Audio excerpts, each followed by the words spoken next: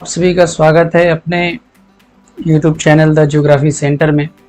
आज हम यहाँ से बात करने वाले हैं मोस्ट इम्पॉर्टेंट MCQ की, जो नेट के लिए, JRF के लिए, PGT के लिए और असिस्टेंट प्रोफेसर के लिए इम्पॉर्टेंट है। जैसा कि आप सभी जान रहे हैं, राजस्थान असिस्टेंट प्रोफेसर की भी वैकेंसी आ चुकी है और MP असिस्टेंट प्रोफेसर का भी एग्ज़ाम होने वाला है। इसके अलावा जो PGT हमारा है वो तो होने ही वाला है। तो इन सब के लिए बहुत ही ज़्यादा महत्वपूर्ण MCQ जो कि बार बार एग्ज़ाम में पूछा जाता है, और सबसे महत्वपूर्ण चीज़ में ये है, मोस्ट इम्पॉर्टेंट अगर मैं आप लोगों को बताऊं तो मैंने एक नई चीज़ शुरुआत की है। ठीक है, सबसे पहले भारत के भूगोल से MCQ जितने भी होंगे वो सब MCQ कवर किए जाएंगे, जिसमें कि टॉपिक वाइज MCQ मैं करा रहा हूँ। ठीक है, जैसे जो ये 25 क्वेश्चन है इसमें आपको दिए जाएंगे। पर्वत श्रेणी है, पहाड़ियाँ एवं घाटियों से संबंधित MCQ है। तो एक मैंने टॉपिक वाइज शुरू किया है ताकि आप लोग को कोई दिक्कत ना हो। ठीक है, जैसे पर्वत श्रेणियों से, पहाड़ियों से और घाटियों से कौन कौन सा क्वेश्चन पूछा जाता है, उन सभी क्वेश्चंस को मैंने यहाँ पे रखा हुआ है, जो कि बहुत ही इंपॉर्टेंट है। कुछ क्वेश्चंस इसमें प्रीवियस ईयर के भी हैं जो आए हुए हैं। इसके अलावा और भी बहुत कुछ इसमें है जो आपको देखने को मिलेगा। तो बने रहिए हमारे साथ और आप भी इसको करते हुए चलेंगे, और लास्ट में आप कमेंट करके जरूर बताएंगे कि आपका कितना क्वेश्चन जो है कि सही हुआ है। ठीक है, देखिए एक लाइन दो लाइन भी मैंने यहाँ पे लिखी हुई है कि अगर आप बहुत मुसीबतों से गुजर रहे हो तो एक बात याद रखना, सितारे कभी भी अंधेरे के बिना नहीं चमकते। अगर आपको लगता है कि आपकी ज़िंदगी में कुछ नहीं बचा, सब जगह जो है अंधेरा है, तो ये भी जान लीजिए कि सितारे तभी चमकते हैं जब अंधेरा होता है। ठीक ना, बिना अंधेरे के सितारे नहीं चमकते हैं। तो आइए शुरू करते हैं। अगर आप चैनल पर नए आए हैं तो चैनल को सब्सक्राइब ज़रूर करिएगा और अपने दोस्तों में भी इसको शेयर करिएगा। ठीक है, तो हमारा जो पहला क्वेश्चन है, क्वेश्चन नंबर 1, वह गंगा के मैदान एवं दक्कन के पठार को कौन सा पर्वत अलग करता है। देखिए, अगर हम यहाँ पर बात करें, जो क्वेश्चन दिया गया है कि गंगा के मैदान एवं दक्कन के पठार को कौन सा पर्वत अलग करता है। ठीक ना, तो अगर हम यहाँ पर एक इंडिया का मैप बनाएं हल्का सा, ठीक है, तो आपको इधर दिखेगा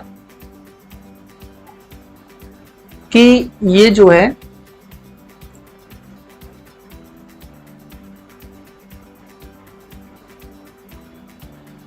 ये अगर मैप बनाए तो भारत के मैप में हम देखते हैं कि ये जो यहाँ से लगभग ये जो चीज़ें हैं ये गंगा के मैदान को संदर्भित करती हैं, और यहाँ पर अरावली पर्वत श्रेणियाँ हैं। ठीक, अरावली पर्वत श्रृंखला है। यहाँ पर हमें देखने को मिलती है विंध्यन पर्वत श्रृंखला। ठीक है, यहाँ से हमें देखने को मिलती है विंध्यन पर्वत श्रृंखला इस तरीके से, और उसके बाद हमें नीचे देखने को मिलती है सतपुड़ा पर्वत श्रृंखला। ठीक ना, और यहाँ महाराष्ट्र में अजंता पहाड़ियाँ पाई जाती हैं। तो गंगा का मैदान मुख्य रूप से ये रहा, गंगा का मैदान मुख्य रूप से ये वाला रहा। ठीक है, ये गंगा के मैदान को, ये दक्कन का पठार ये वाला भाग है। तो गंगा के मैदान को दक्कन के पठार से अलग करने वाली पहाड़ी कौन सी है, ये विंध्यन पर्वत। ठीक है, तो हमारा जो सही ऑप्शन होगा, सही ऑप्शन क्या होगा, ऑप्शन नंबर बी, विंध्यन पर्वत। अब बढ़ते हैं अपने अगले क्वेश्चन की तरफ। हमारा जो अगला क्वेश्चन है, कह रहा है कि वर्तमान में जहां हिमालय पर्वत श्रेणियां स्थित हैं, कथन है, कथन ए, वर्तमान में जहां हिमालय पर्वत श्रेणियां स्थित हैं वहां मेसोजोइक कल्प में लंबा, गहरा तथा संकरा समुद्र स्थित था। ठीक है, बात यहाँ पर की जा रही है मेसोजोइक कल्प की। किस कल्प की बात की जा रही है, मेसोजोइक कल्प की हम यहाँ बात कर रहे हैं। ठीक है, मेसोजोइक कल्प यानी कि द्वितीयक युग में ये आता है। अगर हम यहाँ से बात करें मेसोजोइक कल्प की, तो जो मेसोजोइक है, मेसोजोइक ये किस में आता है, सेकेंडरी में आता है। ठीक है, द्वितीयक युग में आता है, और मेसोजोइक में कुल 3 पीरियड आते हैं, आपको याद होगा, ठीक है। क्रेटासिस, जुरासिक और ट्रियासिक, कुल 3 युग इसमें आते हैं। तो कह रहा है कि वर्तमान में जहां हिमालय पर्वत श्रेणियां स्थित हैं, अर्थात कि जहां पर हिमालय स्थित है वहां मेसोजोइक कल्प में लंबा, गहरा और संकरा समुद्र स्थित था। मेसोजोइक कल्प की बात की जा रही है, यानी कि लगभग 4.5 करोड़ वर्ष पहले की बात लगभग की जा रही है यहाँ से, ठीक ना। उस समय की बात है ये। तो वहां पे लंबा संकरा समुद्र स्थित था। ये बात बिल्कुल सही है, जहां पर आज हिमालय है, ठीक है, क्योंकि हिमालय का निर्माण मेसोजोइक कल्प में नहीं हुआ था। हिमालय का निर्माण हुआ था सेनोजोइक में, यानी कि मेसोजोइक के बाद। तो हिमालय निर्मित होने से पहले कौन सा कल्प चल रहा था? मेसोजोइक चल रहा था। तो ये बात सही है।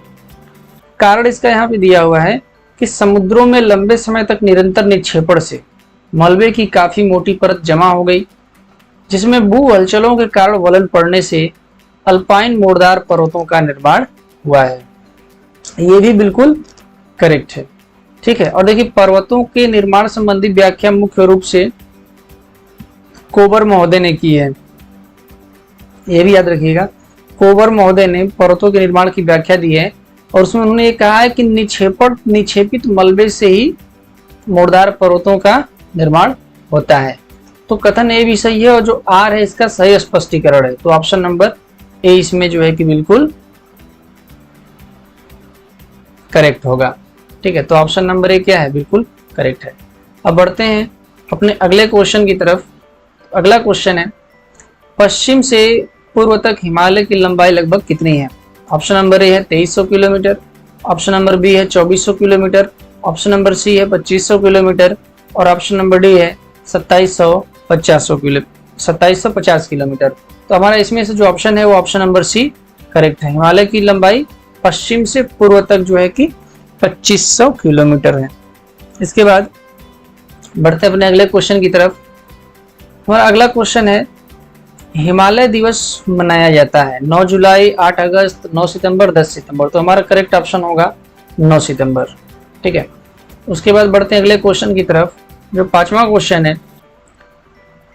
इसमें दिया हुआ है कि सूची 1 का सूची 2 से सही मिलान कर नीचे दिए हुए कूट की सहायता से सही उत्तर का चयन करना है। तो देखते हैं नीचे, यहाँ पर सूची 1 और सूची 2 दिया गया है। सूची 1 में हिमालय, विंध्याचल, अरावली और सह्याद्री ये सब जो है कि पर्वत श्रृंखलाएं हैं और सूची 2 में राज्य दिए गए हैं कि कौन से राज्य में कौन सी पर्वत श्रृंखला स्थित है, ठीक है। देखिए, हिमालय तो राजस्थान में है नहीं, महाराष्ट्र में है नहीं, तो हिमालय कहाँ हमें देखने को मिलेगा? जम्मू कश्मीर में, यानी कि 1 का क्या हो जाएगा? 3 हो जाएगा। दूसरा है विंध्याचल। विंध्याचल हमें कहाँ देखने को मिलता है? मध्य प्रदेश में देखने को मिलता है। तो दूसरे का क्या हो जाएगा? 4 हो जाएगा। अब ऑप्शन देखेंगे कि पहले का 3 ये वाला है, दूसरे का 4 ये वाला है। अब इसमें हम देखते हैं अरावली। अरावली कहाँ देखने को मिलती है? राजस्थान में देखने को मिलती है। तो तीसरे का क्या हो जाएगा? पहला हो जाएगा। और सह्याद्री पर्वत श्रृंखला यानी कि पश्चिमी घाट महाराष्ट्र में हमें मिलते हैं। तो चौथे का क्या हो जाएगा? चौथे का दूसरा हो जाएगा। तो हमारा ऑप्शन नंबर सी यहाँ से करेक्ट है, ठीक है। यहाँ से हम देखते हैं ऑप्शन नंबर सी बिल्कुल करेक्ट आंसर है। अब यहाँ से अगला क्वेश्चन देखेंगे, क्वेश्चन नंबर 6 है, दक्षिण से उत्तर की ओर हिमालय की श्रेणियों का निम्नांकित में से कौन सा क्रम सही? देखिए, दक्षिण से उत्तर कह रहा है। अगर हम यहाँ पे एक डायग्राम बनाएं, ठीक ना, अगर यहाँ पे हम एक छोटा सा डायग्राम बनाते हैं, ठीक है।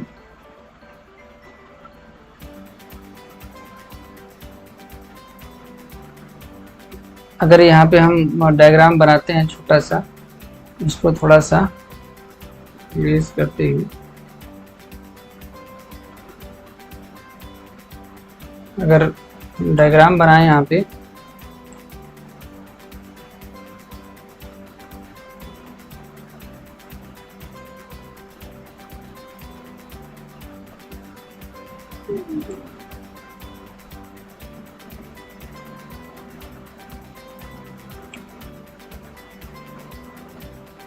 अगर हम एक डायग्राम बनाएं यहाँ पे तो हम ये देखते हैं, ठीक है, ये हम बना लेंगे ऐसे। तो कह रहा है कि दक्षिण से उत्तर की ओर हिमालय की श्रेणियों का निम्नांकित में से कौन सा क्रम सही है। तो दक्षिण से उत्तर की बात करें, यानी कि ये हो गया नॉर्थ और ये हो गया साउथ, दक्षिण। तो दक्षिण से उत्तर यानी कि हमें नीचे से ऊपर की तरफ चलना है। तो सबसे पहले हमें जो श्रेणी मिलती है वो मिलती है नीचे वाली, ये शिवालिक श्रेणी मिलती है। शिवालिक श्रेणी के बाद हमें मिलता है कौन, लघु हिमालय, और लघु हिमालय के बाद हमें कौन मिलता है, महान हिमालय, ठीक है। तो दक्षिण से उत्तर की ओर कह रहा है, तो पहला होगा शिवालिक श्रेणी यानी कि ये शिवालिक, दूसरा लघु और तीसरा महान हिमालय, यानी कि ऑप्शन नंबर डी हमारा क्या होगा, करेक्ट होगा। अब बढ़ेंगे अपने अगले क्वेश्चन की तरफ। जो हमारा अगला क्वेश्चन होगा वो है क्वेश्चन नंबर 7। सबसे गहरी नदी घाटी किसमें पाई जाती है। सबसे गहरी नदी घाटी, देखिए सबसे गहरी नदी घाटी ऑप्शन नंबर ए है भागीरथी एवं अलकनंदा, मंदाकिनी एवं अलकनंदा। ऑप्शन नंबर सी है नर्मदा एवं ताप्ती। ऑप्शन नंबर डी है यमुना एवं चंबल। देखिए सबसे गहरी नदी घाटी जो है भागीरथी और अलकनंदा की है। बढ़ते अपने अगले क्वेश्चन की तरफ। हमारा अगला क्वेश्चन है क्वेश्चन नंबर 8। हिमालय में अल्पाइन जोन माध्य समुद्र तट से, अल्पाइन जोन माध्य समुद्र तट से कितनी ऊंचाई पर मिलता है।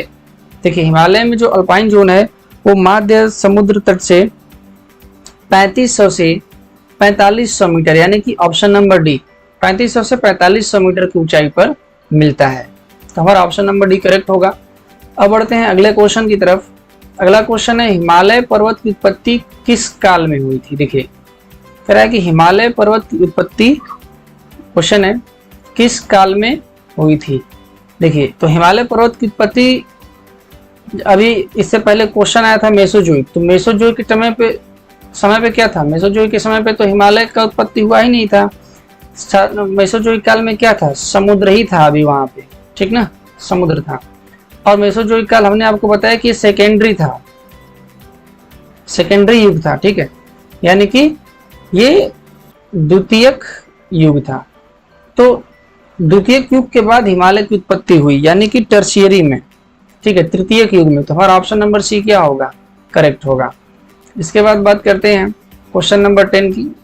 जो हमारा अगला क्वेश्चन है, महान हिमालय का कोर किससे निर्मित है। महान कोर की बात की जा रही है कि महान हिमालय का कोर का मतलब क्या होता है कि जो हमारा पर्वत है, ठीक है, उसके नीचे का भाग, ठीक है, उसका जो बेस है, जो नींव है, वो किससे बना हुआ है। देखिए तो जो महान हिमालय का जो कोर है, ऑप्शन नंबर ए दिया है गोंडवाना शैलों के द्वारा। तो ये तो होगा ही नहीं, ठीक है, क्योंकि ये गोंडवाना शैलें कहाँ पाई जाती हैं, दक्षिण भारत में पाई जाती हैं। बी है धारवाड़ शैलों के द्वारा, ये भी नहीं होगा, ये भी दक्षिण भारत की शैलें हैं। सी है आद्य महाकल्पी शैलों के द्वारा, हाँ ये ऑप्शन नंबर सी करेक्ट है। आद्य महाकल्पी का मतलब ये बात कर रहा है आर्कियन की, ठीक है, आर्कियन की यहाँ पर बात की जा रही है कि आर्कियन शैलों के द्वारा जो सबसे पुरानी शैलें हैं उससे महान हिमालय यानी कि जो ग्रेटर हिमालय है या बृहद हिमालय है उसका कोर निर्मित हुआ है। अब आगे बढ़ते हैं क्वेश्चन नंबर 11 की तरफ। जो क्वेश्चन बार बार एग्जाम में पूछा जाता है, बहुत इंपॉर्टेंट क्वेश्चन है, ठीक है, मोस्ट इंपॉर्टेंट, इसको याद रख लीजिएगा।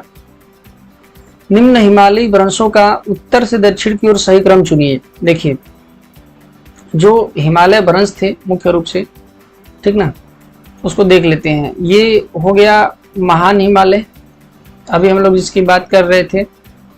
इसके बाद हो गया लघु हिमालय और उसके बाद हो गया शिवालिक श्रेणी, फिर ये जो है गंगा का मैदान है, ठीक ना। तो ये जो हिमालय की जो बाउंड्रीज हैं, हिमालय की बाउंड्रीज हैं, इन हिमालय की बाउंड्रीज अलग अलग फॉल्ट के द्वारा विभाजित हैं, क्योंकि इनका जो निर्माण है वो अलग अलग टाइम पीरियड पर हुआ था, ठीक है, यानी कि महान हिमालय का निर्माण अलग टाइम पीरियड पे, उसके बाद जो है लघु हिमालय का निर्माण उसके बाद चल के हुआ, और फिर जो शिवालिक श्रेणी है उसका निर्माण जो है कि और बाद में चल के हुआ। जैसे कि अगर हम बात की जाए तो महान हिमालय का निर्माण जो है सबसे पहले किसमें हुआ था? इयोसीन युग में। नोट कर लीजिएगा इसको, महान हिमालय का निर्माण इयोसीन युग में हुआ। उसके बाद जो लघु हिमालय हमारा है, लघु हिमालय का निर्माण मायोसीन में हुआ। और उसके बाद शिवालिक श्रेणी का निर्माण प्लायोसीन में हुआ। तो इसको आप याद रखेंगे, ठीक ना। तो यहाँ से क्वेश्चन कह रहा है कि निम्न हिमालयी भ्रंशों का दक्षिण से उत्तर की ओर सही क्रम, यानी कि दक्षिण से नीचे से ऊपर की तरफ चलना है, ठीक है। तो कौन कौन सा है? देखिए, सबसे पहले इसको हम बांट देते हैं। तो जो सबसे पहले जो शिवालिक श्रेणी और गंगा के मैदान को जो अलग करती है, ठीक है, शिवालिक श्रेणी और गंगा के, अगर यहाँ से बात करें हम उत्तर से अगर दक्षिण, हम आपको पहले बता देते हैं ताकि ज्यादा कंफ्यूजन नहीं होगा, ठीक है। देखिए, जो मुख्य केंद्रीय भ्रंश है ये सबसे पहले पड़ता है महान हिमालय और लघु हिमालय के बीच में, ठीक है। इसको मुख्य केंद्रीय भ्रंश कहते हैं, यानी कि इसका नाम जो है MCT है, मेन सेंट्रल थ्रस्ट। इसको MCT का नाम दिया जाता है, इसको जो है MCT का नाम देते हैं, ठीक है। MCT, मेन सेंट्रल थ्रस्ट, इसको MCT का नाम दिया जाता है। उसके बाद बात की जाती है लघु हिमालय और शिवालिक श्रेणी के, इसके बीच में कौन है? तो मेन बाउंड्री थ्रस्ट है, जिसको MBT कहते हैं, मेन बाउंड्री थ्रस्ट, MBT, यानी कि मुख्य सीमा भ्रंश, ठीक है। और उसके बाद जो है कि शिवालिक श्रेणी और गंगा के मैदान के बीच में जो है वह हिमालयी अग्रभ्रंश, हिमालयी अग्रभ्रंश, यानी कि HFT नाम दिया जाता है, हिमालयन फ्रंटल थ्रस्ट, ठीक है, हिमालयन फ्रंटल थ्रस्ट। तो याद रखिएगा। अब दक्षिण से उत्तर अगर पूछा जाए तो आप याद रख लीजिए, गंगा का मैदान और शिवालिक के बीच में कौन है? HFT fault. उसके बाद शिवालिक और लघु हिमालय के बीच में कौन है? MBT fault. उसके बाद लघु हिमालय और महान हिमालय के बीच में कौन है? MCT, यानी कि मुख्य केंद्रीय भ्रंश, मेन सेंट्रल थ्रस्ट।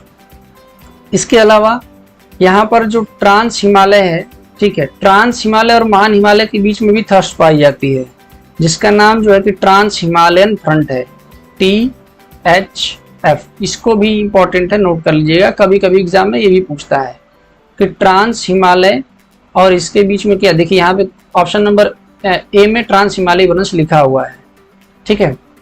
तो THF, ट्रांस हिमालयन फाल्ट, ठीक है, THF महान हिमालय और ट्रांस हिमालय के बीच में होता है। तो यहाँ से ऑप्शन नंबर बी क्या होगा? करेक्ट होगा, ठीक है, ऑप्शन नंबर बी हमारा करेक्ट उत्तर होगा। उसके बाद बढ़ते हैं अपने अगले क्वेश्चन की तरफ। क्वेश्चन नंबर 12 है, पीर पंजाल श्रेणी भाग है।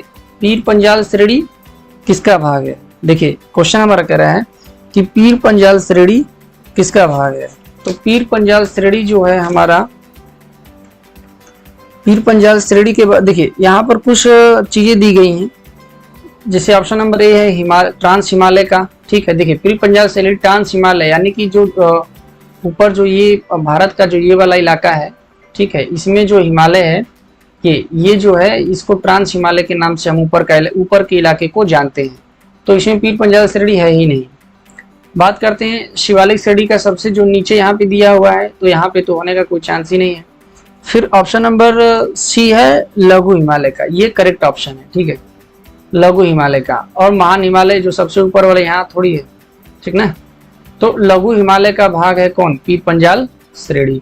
इसके बाद बात करते हैं क्वेश्चन नंबर 13 की, हिस्पार हिमनद संबंधित है।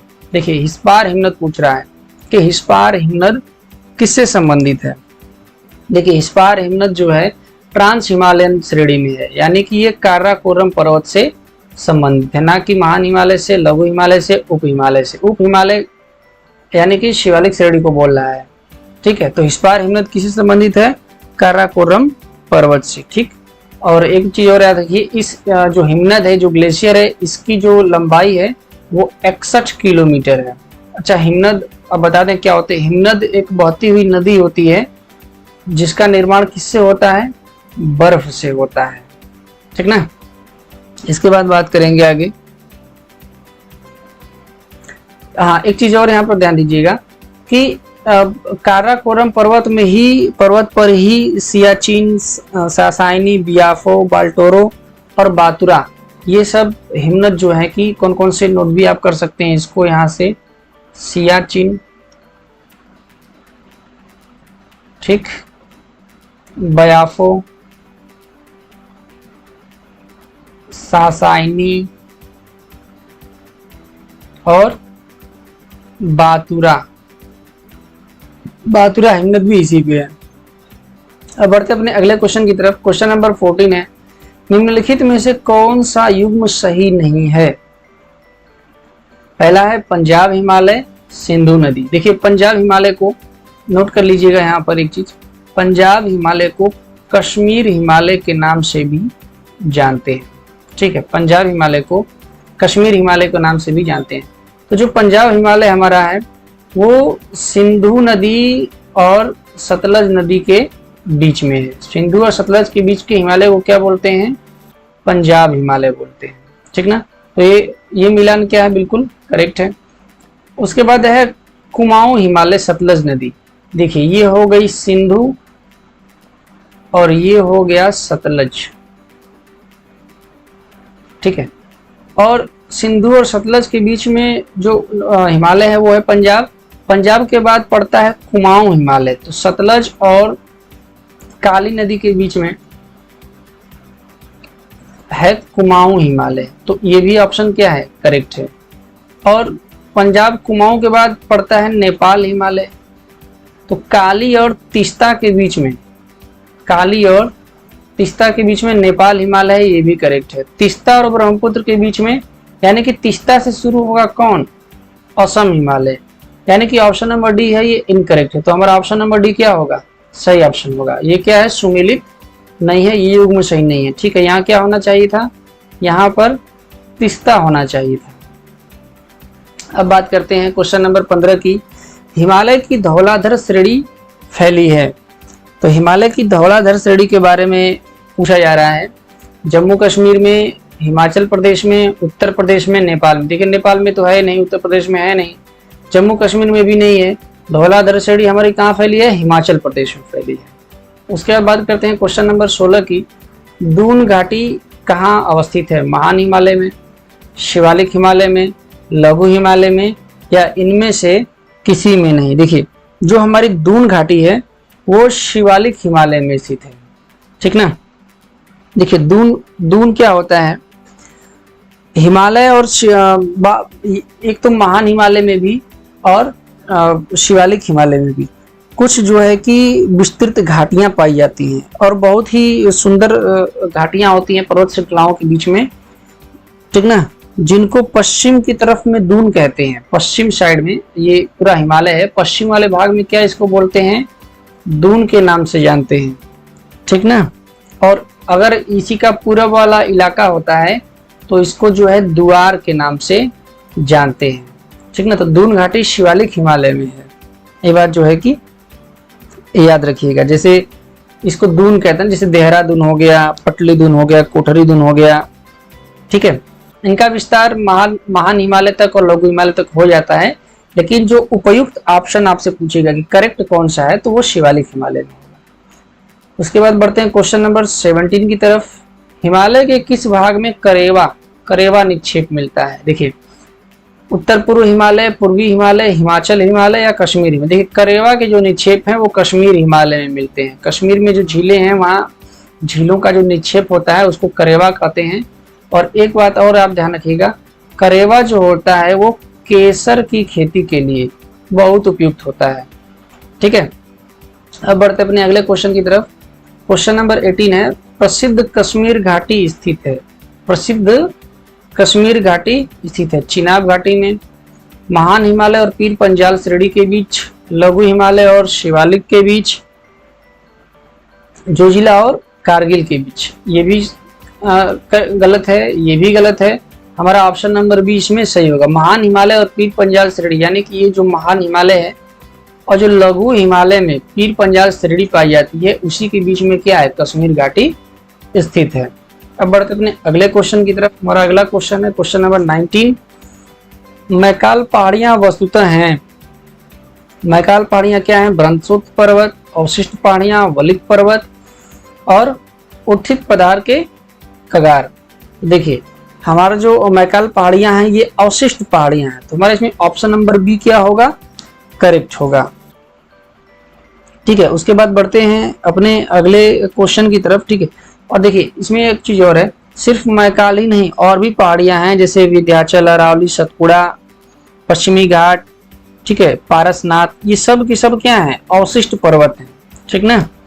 और मैकाल पहाड़ियां आप लोग जानते ही होंगे सतपुड़ा का ही भाग है। मैकाल पहाड़ियां किसका पार्ट है? सतपुड़ा का पार्ट है। क्वेश्चन नंबर 20 है, निम्नलिखित में से कौन सबसे पूरब में है?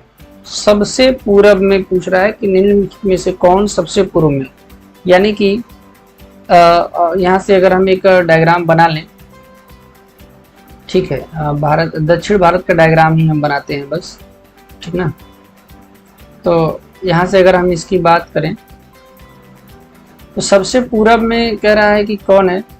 देखिए तो सबसे पूरब की अगर हम बात करें, सबसे पहले जो ऑप्शन है, ऑप्शन नंबर ए, वो है नीलगिरी पहाड़ी।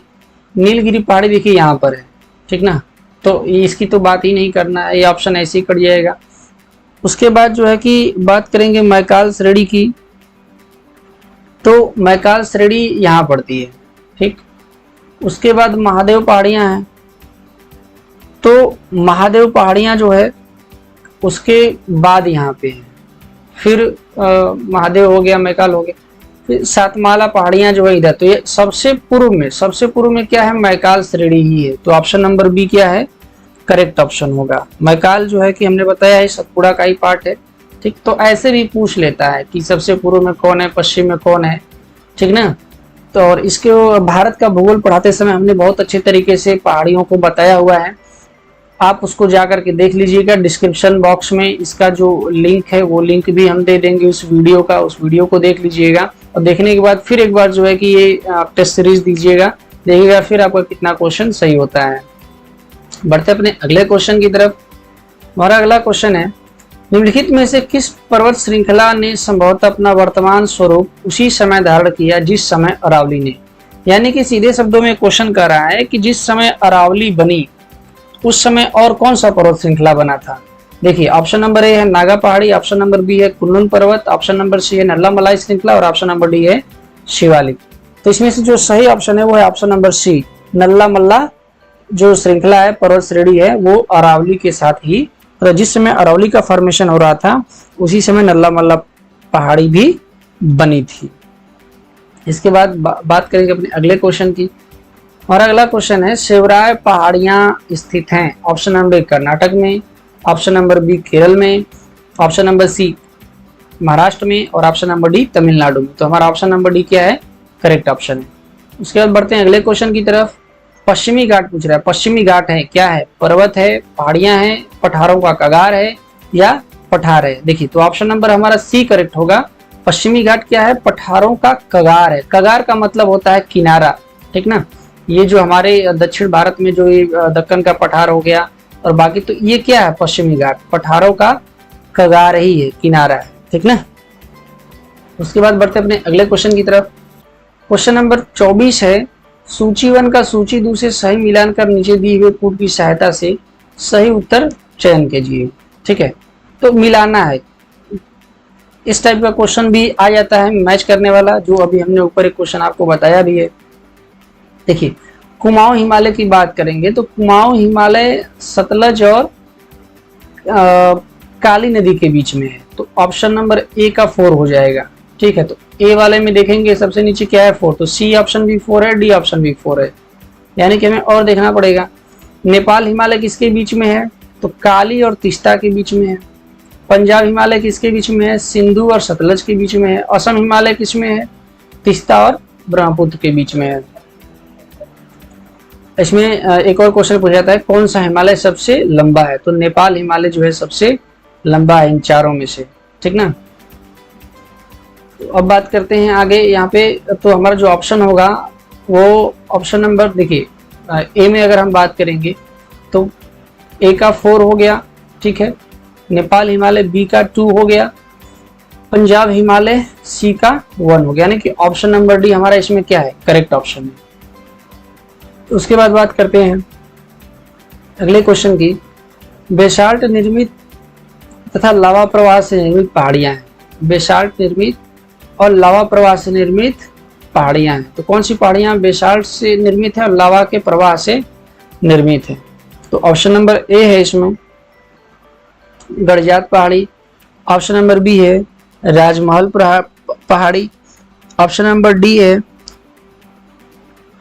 महादेव पहाड़ी, ऑप्शन नंबर सी है महादेव पहाड़ी, और ऑप्शन नंबर डी है शेवराय पहाड़ियाँ।